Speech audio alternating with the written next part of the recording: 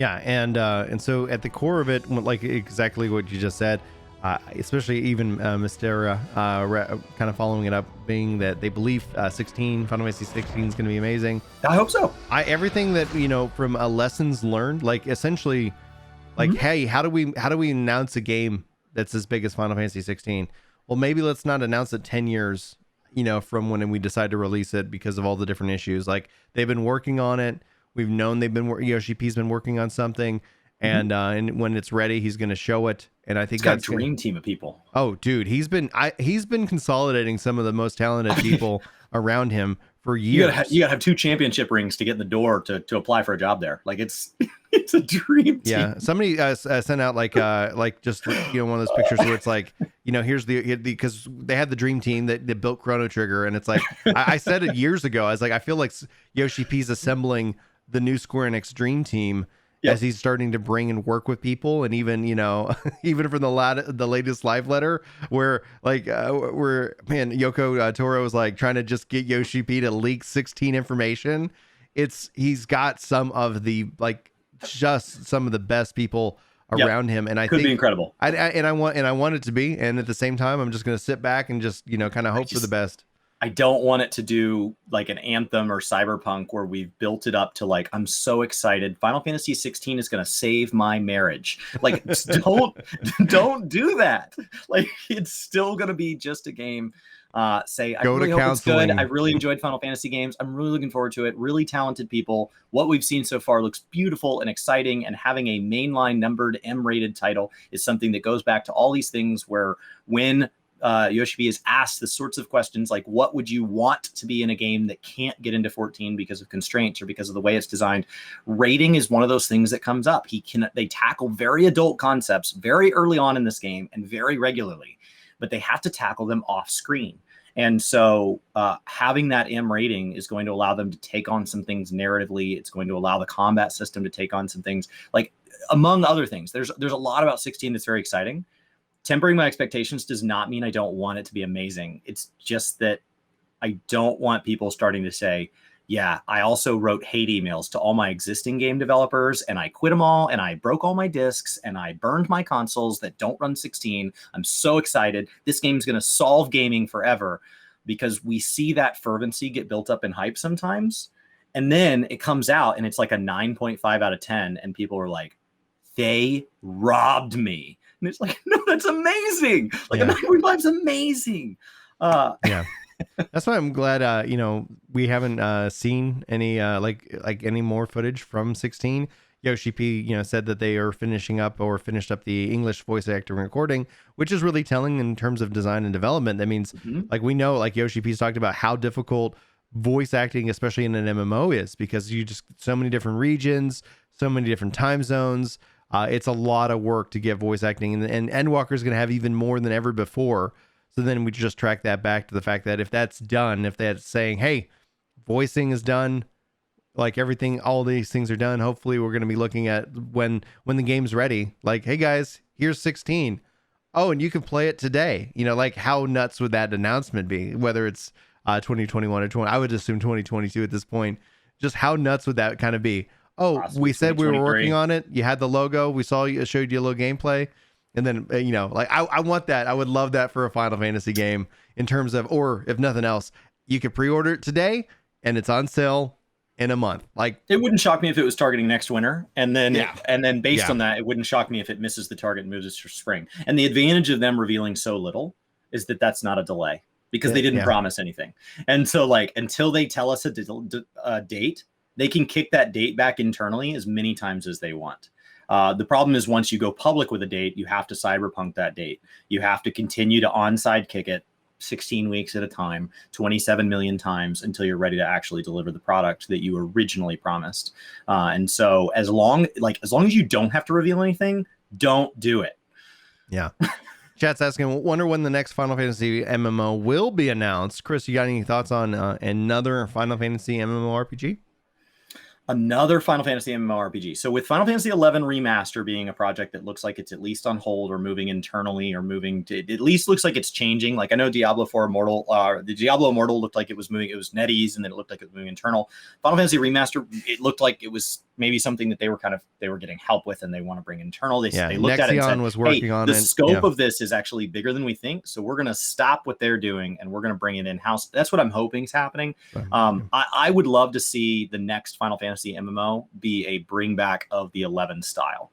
And so I would love to see that come back. My understanding of 11, having never played 11, is that the current state of retail 11 versus the reason private servers exist are two very different games. Yep. And so I think there's obviously the fact that two different versions of a previous Final Fantasy MMO can exist in real time, kind of a retail classic type situation, tells me there's enough meat on that bone to build something new. And that would keep them from trying to develop a new IP. I get really nervous with new IP in the space, and I don't want to see a Guild Wars 1-2 or a Destiny 1-2 type mentality where you have to overcome this lack of content early on, because we jumped from 14 has this whole backlog of, oh, I've never done an ultimate, I'm going to go do an ultimate. Wow, I just spent all these weeks progging in content that's old. And then you get into a new MMO and there isn't anything there. When you finish the current serving in New World, when it comes out, whether Amazon likes it or not, you wait. There won't be anything after that because there's no past. Yeah, we don't know. Yeah, when an update for New World would drop, and so it's gonna. I mean, there's an excitement to that because we're like, oh man, is there a New World news today or not? From everything they've done prior to this, it's pretty epic in terms of like they had a big update once a month for the alpha, but that's a whole different world. They can do whatever they want when it's an alpha. In production, you have so many more things that you need to consider. But they do have the money to throw at it. Now, for, the question to 17, a lot of people, mathematically have been like, well, it went 11, MMO, and then 14 was the next MMO. That would put 17 as the next MMO. And that would put, technically, you would think of 15 years into the Final Fantasy XIV brand. Now, my thought is on this. Yoshi-P has said that at some point, the number 14 won't make sense. At some point, the number 14 won't make sense. And he teased, maybe we'll call it 20. I don't know. That's the number he used. So when you think about that, Yoshi-P said we were going to the moon in 7.0. Maybe he's a little bit teasing a little bit what's going to be happening. He's cautious. He's going to give himself a little...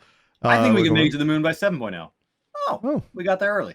Hey, wouldn't you know it? So space travel was very easy. I expected more resistance.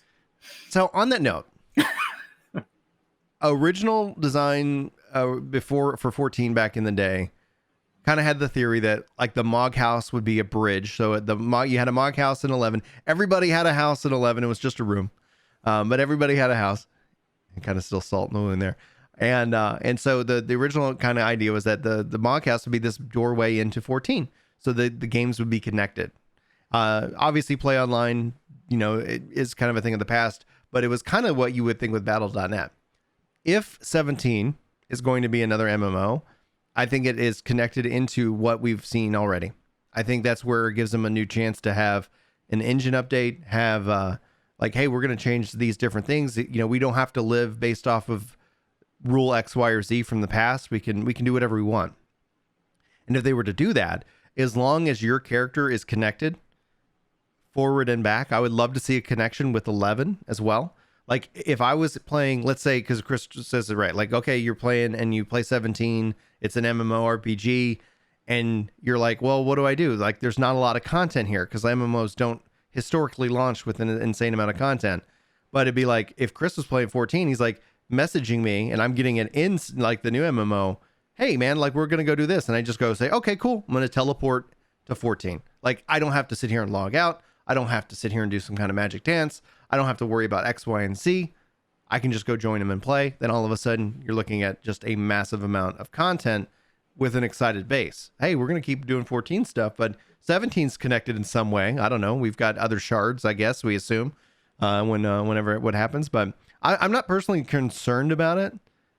I think at some point though, like if we're going to be like, we have to have that honest conversation is that at some point 2030 will roll around, 2040 will roll around, and technology is only getting better. And one thing that I think a lot of people will feel when they step and they play New World, you're going to go, holy crap, what could Yoshi-P do with this? Right. Like that's the first thing. Imagine 14 in Unreal Engine. Yeah. That's the first thing I said. That's the first thing I said when I chopped down a tree in New World and the tree fell down and other people see the tree fall down and I'm running down the street and I see somebody chopping down a tree and that tree falls down, it's not like this, I'm just farming up this invisible thing. I go, what could Yoshi-P do with this? What could he do with this? Like, how do we empower him to do this? And the solution in my mind was we get more people to play 14. Yeah, no, for as good as the main story is, the world building in 14 could be much deeper if the world itself was capable of being more deeper. And a lot of the limitations comes on what the game was built on. A lot of these limitations comes on how it was built. The way we integrate between zones and all that is how the game was originally designed. And current hardware opens a lot of that up. You get to tell a different story when the trees chop down and when you have the hardware to explore, okay, how do those trees come back? How do they respawn? Do they respawn differently if the pixies in the area have been satisfied, right? When you get to ask these questions, does that start to tell a story about the relationship that the pixies have with nature in that area? Does that start to tell a narrative arc in the way you integrate with the world? Wow, I noticed that this area has been changing lately. I noticed that the way we interact with the world has been changing. What does that tell us about the upcoming story notes? And so there are some opportunities there to more subtly tell a story, to tell it unspoken, to tell it through actions, that 14 simply can't do because the engine just isn't there. What I would like to see is if we do get another MMO, if we do get a third MMO in the family, that seems like the ideal time to me to announce one subscription. One sub. That ring. way, when that new game launches and it's beautiful and it's amazing and we get in there and our trees fall down or whatever the metaphorical equivalent is. And we realize, yeah, but I don't need to chop down 100,000th tree and there's not another patch for 10 weeks. Okay, well, 14 is still releasing one dungeon, one patch, right? Yeah. 14 is still moving along. Or, there's some new seasonal events in 14, or there's a reason to come back. And so there's a crossover event in 14, something. And then, in 11 right now, this is going on. And so something that invites you into saying, this is a family of games. And when you're in them, you can chat across them. You your link shells kind of connect. And you have this ability. And that's one of the things WoW's really classic is a godsend when you have a drought like Shadowlands. Like, it's a godsend. The fact that, like, their numbers, for as much as Shadowlands is hurt and as much as there was drama about TBC Classic, there are a lot of people that can look the other way, because right now, when you're subscribed to 14, you look the other way. That's not subscribed to 14. But in Classic, you look the other way and you're like, oh, there's another game over here. And you can just go get lost in that. And that's given them a resilience that thankfully 14 hasn't needed. Thankfully, we've just had good content. But when you talk about launching a new MMO, that's the sort of business decision to me that would say, okay, let's build something from scratch, but that doesn't mean throw 14 to the wayside. That doesn't mean throw it all the way in the bin. Like, either let my character carry over, and so it's effectively just a rebuild within a new expansion, or let my subscription allow me to jump back and forth. Yeah. More options, more gameplay, and all that. To wrap up today's podcast and show, thanks guys so much for being here. Thanks for all the subs. Thanks for all the follows. Thanks to Keelan for the support financially. And to wrap it up kind of on a final note, Pedro says, if Yoshi-P gets his hands on the Unreal Engine, he will become so powerful, not even God himself could stop him. Guys, this has been a lot of fun. Thanks for tuning in. If you guys aren't aware, you can also listen to the podcast in MP3 format. You can check out Crystal Core Radio at podbean.com. We are everywhere. And if you are listening to this, please rate the podcast. Honestly, give us your best feedback. If you want to read, you want to write something as well. I was reading those the other day. I'm really flattered by all the glowing reviews, so I appreciate you guys so much. But yeah, we really appreciate the support, allowing us to do more of these shows for you guys. And thanks for coming in and hanging out. We'll be back next week with even more content. Chris will be live right now or after the filming of this, playing some Guild Wars 2. Who knows? Do may some more reactions and whatnot. It's been quite a summer. It's been quite exciting to see just the amount of growth and love. Thank you so much for checking out this highlight from Epic Loot Radio. I hope you enjoyed it. If you did, hit that like button, subscribe button, and more. And check out our other channels, Ginger Gaming Radio, Ginger Prime, and Work to Game for more content. Thanks for being here, and you're awesome.